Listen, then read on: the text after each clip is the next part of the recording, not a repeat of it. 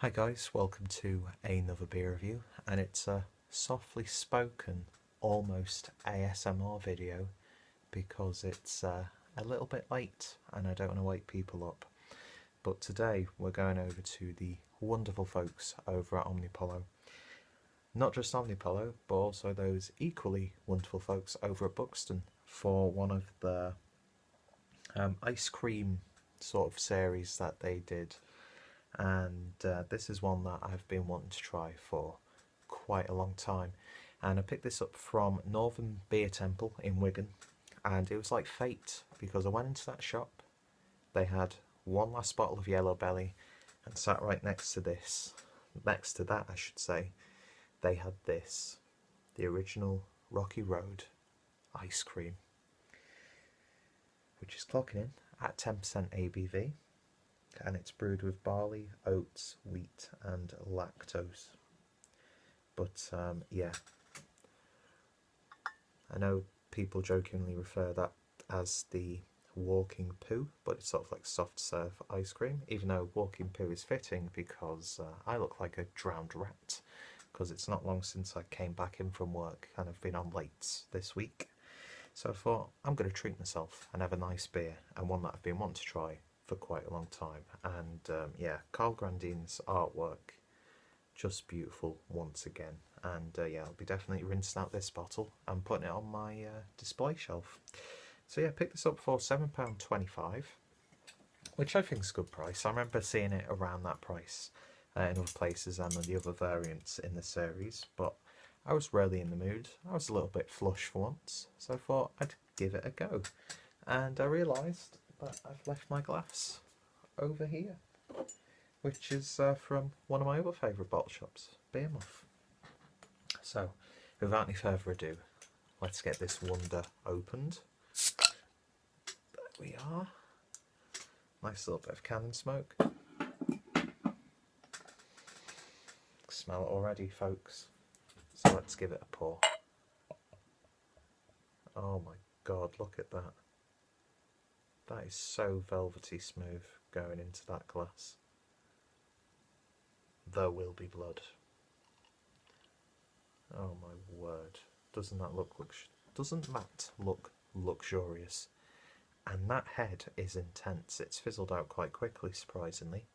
But beer in the glass, and it's not jet black, but it's got a really sort of like dark chocolate look to it, almost like melted chocolate.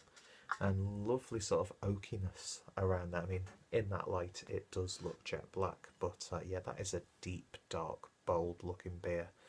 And even just the remnants of that head, which will be, what's the word I'm looking for? It'll come back when I pour the rest of the beer in the glass. But yeah, just looks absolutely wonderful. It's what I wanted it to look like, to be honest. So let's see what we get on the nose.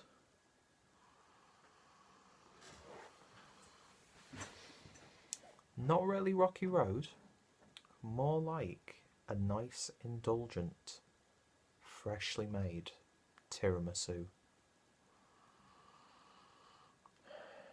10% ABV, no booziness on the nose whatsoever. Slight woodiness. Loads of baker's chocolate, powdered chocolate that you know you put on the top of a what did I call it? Tiramisu, yeah. But then it's got like the sponge fingers absorbing that coffee with like maybe a little bit of brandy in there, like the sweetness of like a dessert liqueur as opposed to like a booziness. But then again, there's a little bit of chocolate, like milk chocolate. Definitely pick up those oats, and that's mixing so nicely with that lactose. It's got that cereal milk aroma, which I really, really like. Lovely slight roastiness.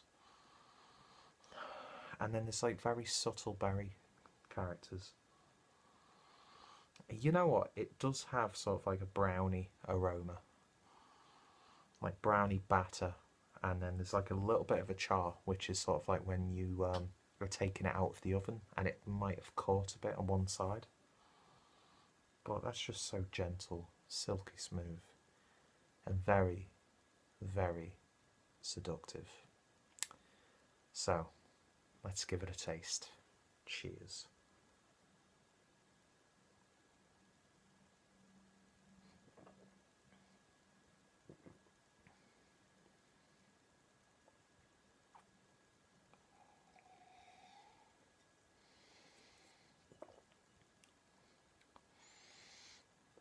Getting loads of melted chocolate, first and foremost. The body is a little bit thin, but still velvety smooth. So it's still indulgent and rich. Paul may be a little bit disappointed in the body. He was certainly disappointed with my body when I met him in Manchester, but it holds those flavours absolutely wonderfully. A little bit of like a peppery prickliness from that carbonation going in. Definitely pick up more of a booziness on the flavour, and you do detect the warming as it goes down. But again, not harsh. It's got like a sort of like oak barrel flavour to it. Not like any specific like spirit barrel, but just like an oak barrel. Like really nice woody charry edge to it. So crushable. Big coffee bitterness. Like coffee where you've put maybe a bit too much coffee in, you've not put enough water in, and you've not put any sugar or milk or creamer in there. And tell you one flavour that I do pick up quite a lot. A sweet sherry flavour. And it does have that slight sort of indulgent chocolate batter type thing, like from brownies and stuff. Rocky Road, don't think it really reflects in the flavour, but I'm not disappointed at all with that.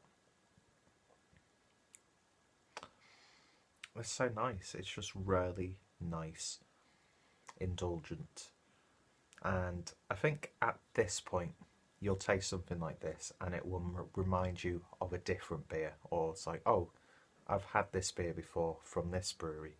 So the £7.45 isn't a bad price, but I know I could get something a little bit similar for a little bit cheaper from like a local brewery or something along those lines. But for like the spectacle of it, the artwork, it's so not important, but I do like that. And I've always loved the use of typography throughout Omnipollo's work, where you've got the sort of like courier type, and then sort of like a retro, I can never remember font names, but it just appeals to me absolutely beautifully. They need to release an art book. They need to release a lot more merchandise, because I would happily buy that. Tell you what, it is very warming. There's like, it's not a burn, it's a warmth going down. But yeah, that's so indulgent. And it's almost staining the glass. So we'll give the last little bit a swirl and pour it in so you can see that head. Oh, look at that. Yeah, the head doesn't stay for long, but just look at that. That's like mocha. Just coffee, pure coffee. One last taste.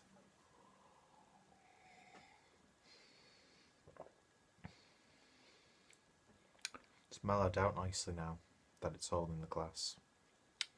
And it's got that sort of like milky coffee character to it. It's so indulgent and decadent. I think the best Omnipollo dark beer that I've had up to now has to be Lorelei. So it's not reaching the heights that, but then again that was a porter, although it does have that similar body to that from what I remember, but it's still an absolutely wonderful beer. It would probably lose a point automatically because it says Rocky Road ice cream. Not really getting that at all. Not getting an ice cream edge whatsoever from the lactose. There's not even like a subtle vanilla flavour in there. but I'm not complaining though. That's still a damn good beer, and one that I would highly recommend people checking out if you love your big adjunct imperial stouts. So in terms of a rating, I'm going to give that a very solid 8 out of 10. I'd happily try it again. I don't know if I'd pay the price that I paid for it, but if someone was showing it around, then I'd be like, oh yeah, give me some of that. I remember that being very, very nice.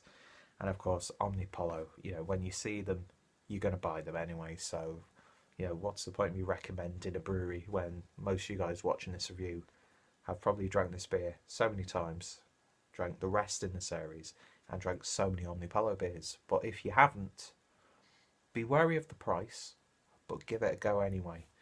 And yeah, get loads of dark fruits now. Like, it really has got that sort of like fortified wine or brandy, not brandy, sherry character, sweet sherry character. Lovely stuff. So 8 out of 10. Check out Omnipollo, check out Buxton, even though it was brewed at Buxton, so I think they should get top billing, I don't know.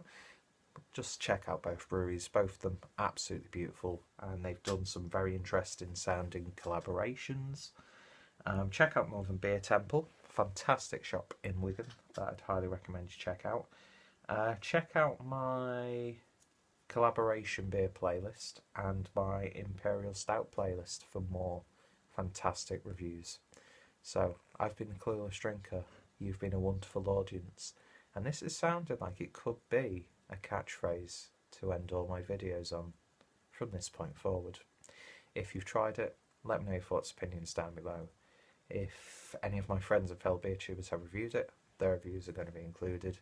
And yeah, that's it for now. Thank you for watching, and hopefully you'll join me next time for another beer review.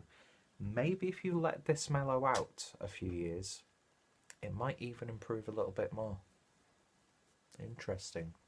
See you guys later.